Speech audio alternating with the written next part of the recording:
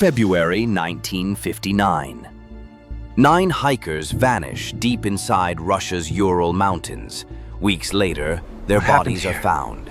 Half naked, brutally injured, eyes missing, skulls crushed. But with no signs of a struggle, no animals, no human attackers, no answers. The story begins with Igor Dyatlov, a 23-year-old student from the Ural Polytechnical Institute in the Soviet Union. He and 8 fellow hikers, all young and physically strong, set out on a winter trek through the Ural Mountains. Their goal? To reach Otorten, a mountain whose name in the native Mansi language means "don't go there." They weren't just adventurers. They were experienced Grade 2 hikers trying to earn their Grade 3 certification, the highest level in Soviet hiking. The team included engineers, radio specialists, athletes, and even one older man, 38-year-old Semyon Zolotaryov, a World War II veteran who joined them last minute. They carried food, cameras, journals, even skis. But none of them would return alive. The hikers left on January 27, 1959. They planned to return by February 12th. When no word came by the 15th, search parties were sent. And what they found still haunts investigators today. On February 26th, a rescue team found the group's tent. But something was horribly wrong. The tent was ripped open from the inside. Yes, from the inside. Their belongings, shoes, jackets, food, were still inside. But the hikers, they had fled barefoot, half-dressed, into -30 blizzards. No footprints showed signs of a struggle. It looked like they had panicked and ran into the night as if escaping something. But what? Just 1.5 kilometers downhill, 2 frozen bodies were found under a cedar tree. They were barefoot, in underwear. Their hands were burned, as if they'd tried to make a fire. Branches above were broken, suggesting someone climbed the tree, maybe to look back toward the tent, or escape something chasing them. A few days later, 3 more bodies were found, scattered between the tree and the tent. Each appeared to be crawling back toward the campsite, but never made it. That left 4 hikers missing, until May, when the final 4 bodies were discovered, buried under snow in a ravine. The story turned even darker. One hiker's skull was crushed. Another had missing eyes. One woman, Ludmila Dubinina, was missing her tongue and her entire face was deformed. Their ribs were broken, like from a car crash, but with no external wounds. Even the official Soviet investigation admitted, and still, there was no sign of struggle. No animal bites, no weapons, no tracks, nothing. So what caused this? With no clear answers from investigators, theories began to spiral, and the truth only grew more tangled with each one. The first and most widely accepted theory for years was Soviet military involvement. At the time, the Ural Mountains was surrounded by top-secret military zones. Some believe the hikers accidentally wandered into a classified missile testing area. There's even a theory that parachute mines were being tested that night.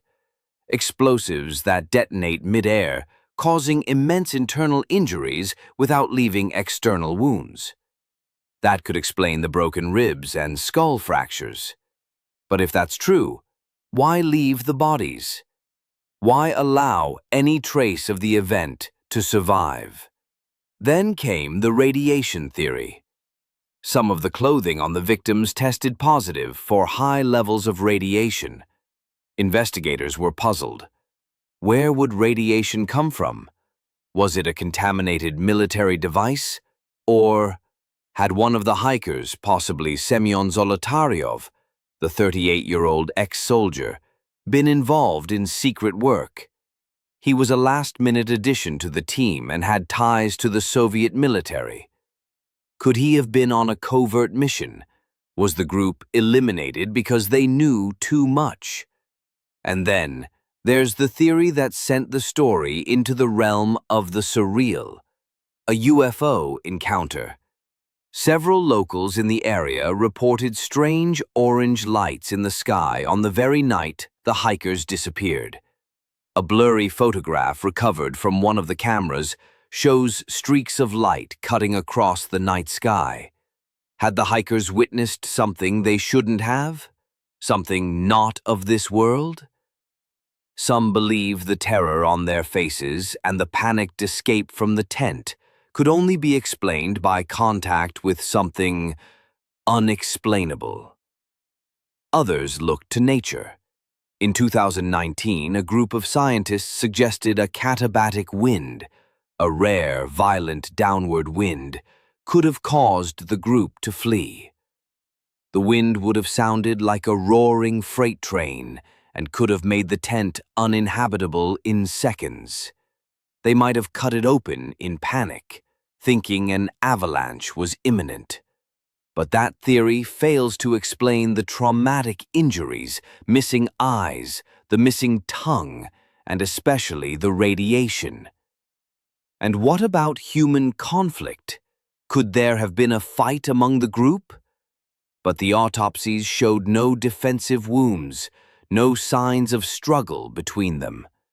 Every theory explains something, but none explain everything. Perhaps the most haunting aspect of the Dyatlov Pass incident isn't just what we know, but what's still missing. The case files were classified by Soviet officials for over 30 years. When they were finally released, much of the original data had been redacted or completely vanished.